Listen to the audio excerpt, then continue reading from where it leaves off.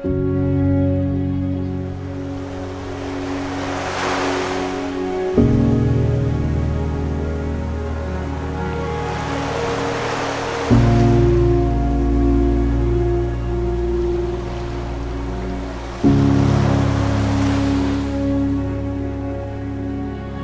it's Friday, February 9 at nandito tayo ngayon sa Crystal Beach, Zambales for OK Camp Out Season 2 by Overland Kings. OK Camp Out is an event where all types of car camping are present. Maybe camper van, a trailer, overlanding rig, or just your all-around recreational vehicle. Simply, strangers turn into friends. Parang wala bang second to challenge, guys?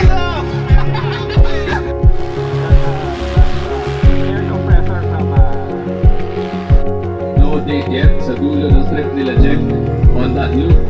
Hindi ako maglulupa, sila lang. We're inviting you guys to join us.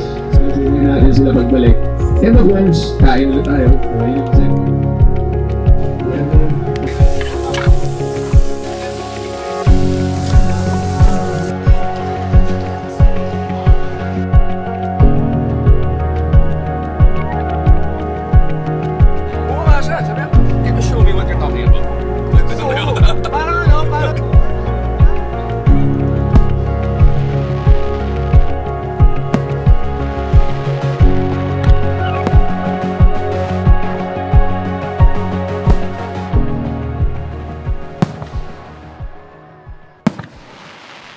So welcome back to our channel, guys, and for today's episode meron tayong unboxing. So meron tayong mga bagong gamit for our content creation.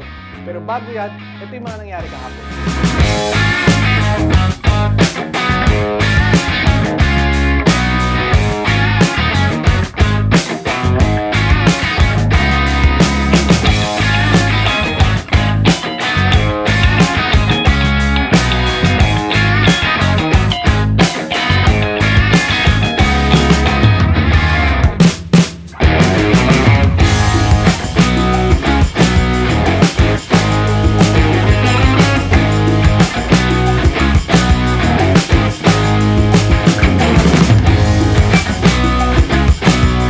So, nandito na tayo sa unboxing.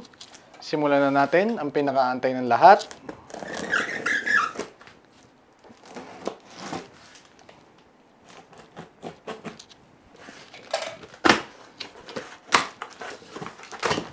Okay.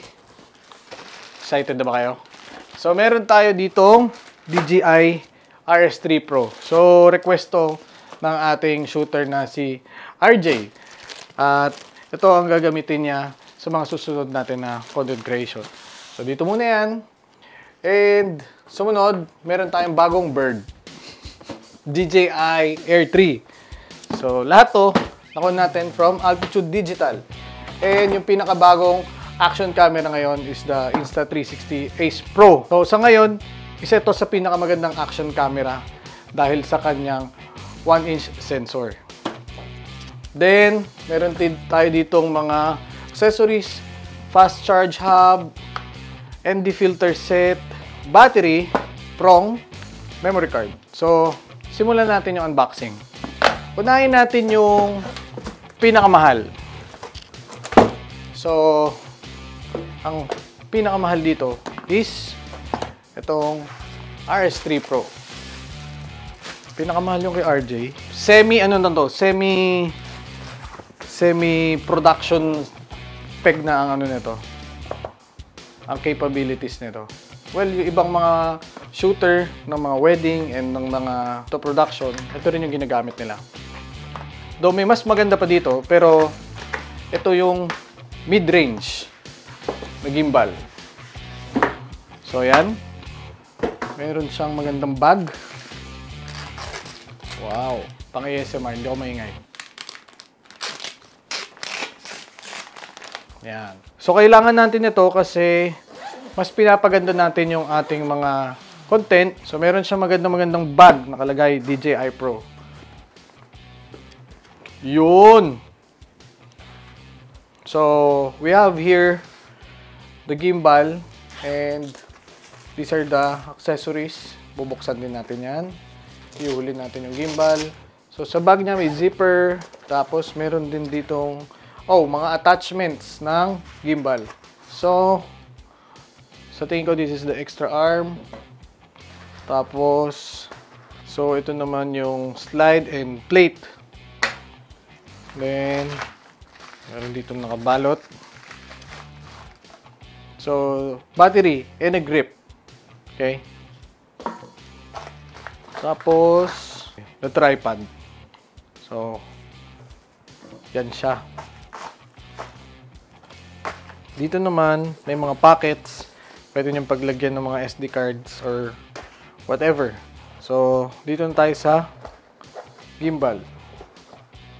At it's made out of carbon fiber. So, siguradong matibay ito. This is my second gimbal. The first time na nagkaroon ako was the Zhiyun. Nanood ako sa YouTube and this is one of the most recommended by the other YouTubers. So, ito yung kinuha natin. Set up muna natin yung ating gimbal. Simulan natin dito sa tripod.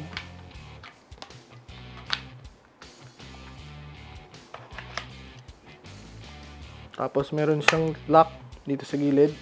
Yan. So, the extension arm.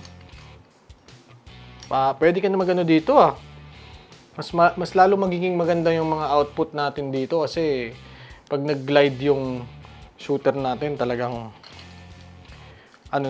finesse na finesse. Lalo na pag gumagawa tayo ng nakasakay ka na ba episodes. This one, dito naman. Okay. So, mamaya na natin siya calibrate. Nung nagsisimula ako, gamit ko lang is GoPro. So, as you go along, kailangan mas i-improve mo. Kasi pag gusto mo yung ginagawa mo, i-improve mo yung quality ng gawa mo. So, meron sila ditong Type-C to Type-C and Type-C to USB. And extra locks and screws. Tapos, so this one is a lens support. And tabi muna natin siya dito. Next, anong sumunod na mas mahal? So, the drone. So, marami nag-aantay nito. Kasi, sa ngayon, isa kasi ito sa pinaka budget-friendly, yet production ang quality din nitong drone na to. So, ito yung pinaka-advanced na drone ngayon, bukod dun sa Mavic series. So, sa Air, ito na yung pinakamaganda. So, this one is the next dun sa Air 2S. Ang gamit natin before is the Air 2S. So, ngayon, meron na tayong Air 3. So, this is the Fly More combo. Pero, naka RCN2 na remote lang siya. Hindi na may screen. Kasi meron na tayo nun. So, compatible din yun sa mga drones natin ngayon, no? Yan. Wow, ang ganda ng bag. So, ito yung bag niya. At malaki na siya. Big Bird. Okay? Ganda ng bag. This is the best bag na I got from DJI. Oh. Diba? Sabi muna natin. Masikip na po. So, here's the drone. Then, propellers and other spare parts. The remote. And then, the battery pack. So Fly More combo. Wait lang. The quick start guide. Cables for mobile phones. So, yun lang ang laman ng kanyang bag. Tingnan natin. May pocket sa likod. Wala na. So, lagay lang natin yan dyan. So, simulan natin sa controller. So, the usual RCN2. And, ito. Malalaki na yung battery niya. Kung di ako nagkakamali, parang ang flight time nito is more than 40 minutes. So, yung specs nito, i-flash namin sa screen habang nanonood kayo. Mas maganda to kumpara dun sa charging kit ng Air 2. Kasi dun sa Air 2, meron lang siyang parang plate, tapos papatong mo lang dun. So, kung nag-charge ka while mobile, nasa sasakyan ka, pwedeng matanggal yung contact ng battery dun sa charger. Unlike this one, kahit ibaliktad mo. Then, the propellers. The usual. Lagi naman may pinapadalang spare parts si DJI. May guide din yan kung sa front, sa right, or sa rear. Siyempre, the drone. So, lahat halos ng drone ni DJI, except sa Mavic series, meron tayo. And yung ating Bata, one time ko palang nagamit kasi I need practice on that drone. Malaki siya than Air 2S. And alam ko 360 na rin ang nito yung sensor, obstacle avoidance. Tapos makikita mo yung gimbal guard niya and yung sensor buo na. Oh, tanggalin natin. Ganda ng kanyang lens guard, yung gimbal guard. So remove before use. Yan. Dalawa na ang kanyang camera. So meron siyang 2.8 and 1.7. So, maganda to sa low light. So, mas better talaga to sa Air 2S. So, tatlong kasamang battery pala nito Doon sa battery pack, baka ma-confuse kayo. Kasi ako, nung nasa altitude ako, bibili pa dapat ako ng isa.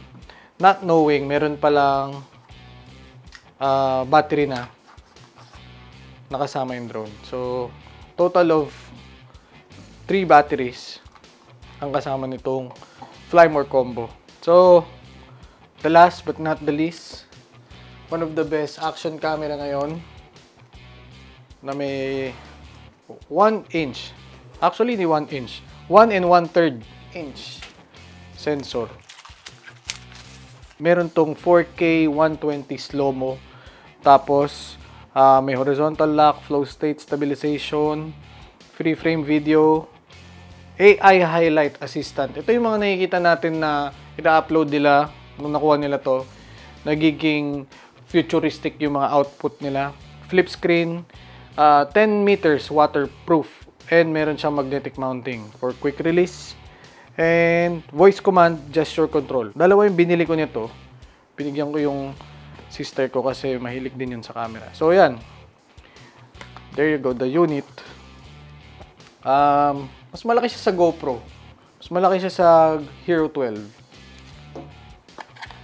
Dito sa packaging niya, USB to USB cable, magnetic mount, and may kasama siyang suction cup.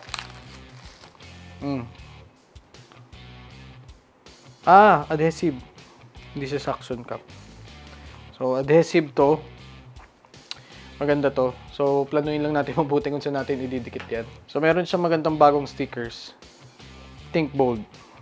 Ganda. Insta360.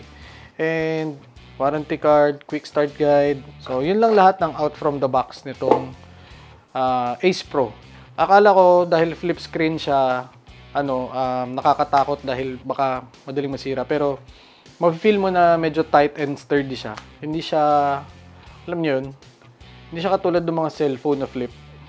Medyo maganid siya, yung alam mong matibay. And ang iingatan nyo lang dito is the lens. Kasi fixed lens to. Unlike the GoPros, napapalitan if ever mabasag. So this one hindi. Kaya binigyan din tayo dito ng extra battery. Kasi I'll be using this one. Kasi usually pag out of the country, lagi ako may baon na action cam. The prong, kailangan nyo to. Pag kumuha kayo ng Ace Pro, kailangan nyo to. Why? Kasi tingnan nyo yung mounting niya. Wala siyang, hindi siya katulad ng GoPro na may flip mounting sa ilalim. So, kailangan nyo to. Tapos in addition, kailangan nyo ng prong. Fast charger hub. This is just a charger. Wala tong kasamang, ito yung charging hub niya. So, sold separately yan So, may Type-C, Type-C. Ito yung sinasabi ko sa inyo, the ND filter set. Since 1 inch yung ating action camera, para magkaroon ka ng maximum and optimum output, gamitan nyo ng ND filter. So, para saan ba to? Basically, it's exposure control para mas maganda yung... Kasi usually, pag action cam, pag lumipat ka from madilim to maliwanag, it's either overexposed or underexposed. So, pag may ganito ka, at least controlled mo yung exposure. Oh, may lalagyan pa yung battery niya. Hindi siya... So, ito yung battery niya. I don't think it's compatible with other Insta360. Kakaiba yung itsura niya. Buksan na rin natin to. So, it's Insta360 collab with Freewell. So, Freewell is kilala sa camera industry. Ito nga pala, yung lens nito is Leica. So, alam mong magandang output nito. Kasi Leica, si Boom kahapon, pinakita niya sa akin yung mga kuha ng Ace Pro niya. Tuwan-tuwa ako kasi yung fireworks nung New Year, yun ang kinuha na niya. Ang ganda ng output. So, gagawa rin tayo ng video about the Ace Pro. Gagawa rin tayo ng video about this drone and then this gimbal. Mga ano lang, short video lang naman. So, ito yung ND filter. So, bukod sa magandang output ang makukuha mo, it's additional protection para sa yung Ace Pro. Kasi napanood ko sa mga videos, yun ang nagiging problema nila pag nababasagan sila ng lens. So, pinapadala pa nila sa Insta360 para magkaroon ng lens replacement. All of this came from Altitude Digital. Maraming salamat po sa inyo. And thank you po sa napakagandang opportunity na binigay nyo sa amin and dun sa ating speech. So, in a few weeks, we'll be doing the Philippine Loop. So, ang official kick-off namin is on March 10. And kaya namin to kailangan is also para sa aming Philippine Loop. So, lahat ito yung gagamitin din natin for the Philippine Loop. And it will be a 45 days around the Philippines, exploration in overlanding style. At ang maganda doon, ang kasama natin dito is a production crew talaga. So, yung production crew natin nandun. Kaya, ang i-expect nyong peg dito, parang mga mala-Erwan na cine vlog. So, yun yung ating gustong ipakita sa loop na yun. So, it's not just an ordinary loop. Tutuklas tayo ng mga tourist destination na hindi pa halos napupuntahan ng marami. So, nag-check kami, may mga kinausap kami mga loopers kung saan yung mga magagandang puntahan. In touch din tayo with Philippine Loop Adventure Tour by Adventure Tour Philippines. So, si Sir Francis, binigyan din tayo ng mga pointers ng mga pupuntahan. So, may meeting pa ako ngayon ng 1 o'clock. Pupuntahan natin yung isa pa nating partner and kakolab for the Philippine Loop. And for the next episode, surely, mas napaganda na kasi magagamit na natin to. Iti-test out na natin to. I think, pag napanood nyo to, na-upload na namin yung video ng pinaggamitan namin na to, which is the LC300 review. Kung hindi nyo pa yung napapanood, balikan nyo lang po. And marami pa po kaming mga susunod na content. Actually, medyo lumapad yung genre namin. Mas nag-explore kami ng mga additional content. So, yun lamang po. Again, maraming salamat po sa panonood ng Jack episodes. Sa mga hindi pa po nakapag-subscribe, huwag nyo pong kalimutan mag-subscribe. Sa atin naman po mga dati nang nanonood, thank you. And sa atin po mga bagong viewers, welcome po sa ating channel. Again, don't forget to like and subscribe. And lahat po ng details ng gadgets na to, nasa description po ng episode na to. Pati po ng Altitude Digital. And meron din po tayo doong discount code. So, nandun din sa description ng episode na to. So, thank you for watching. Ingat!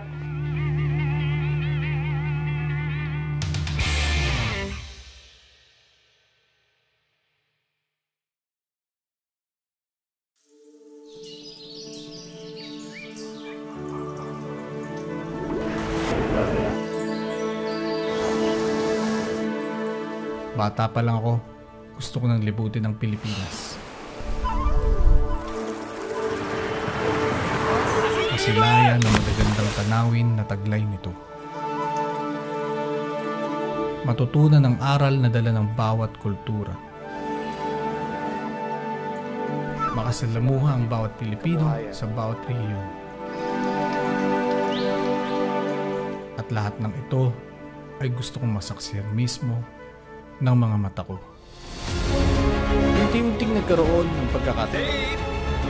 Unti-unting nakakilala ng mga taong isa ang hangarin. Ang malibot ang bansa natin. Magiging saksi sa lahat ng saya, hirap, at pagod. At dito magsisimula